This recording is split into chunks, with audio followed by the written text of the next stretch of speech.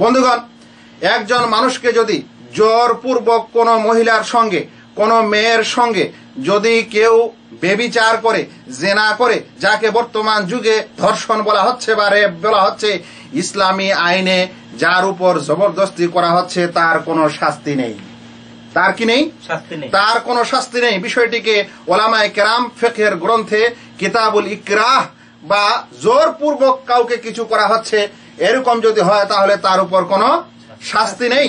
আল্লাহ রাসূল সাল্লাল্লাহু আলাইহি ওয়াসাল্লাম বলছেন, রুফিয়ান উম্মতি আল খাতা ওয়ান নিসিয়ান ওয়া মাসতুকরিহু আলাইহি, আমার উম্মত থেকে যেগুলা ভুল ভ্রান্তি অনিচ্ছাকৃত হয়ে থাকে এ সকল জিনিস এবং জোরপূর্বক ওকে যদি কিছু করা হয় তাহলে তার গুনাহ ক্ষমা করা হয়েছে।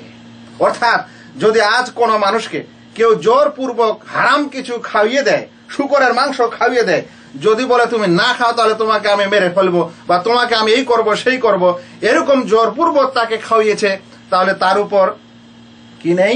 হারাম হওয়ার এই হুকুমটা ওর উপর আসবে না। ও হারাম খেয়েছে এরকম হুকুম হবে না এবং অন্য কোনো শাস্তি তার উপর আসবে না।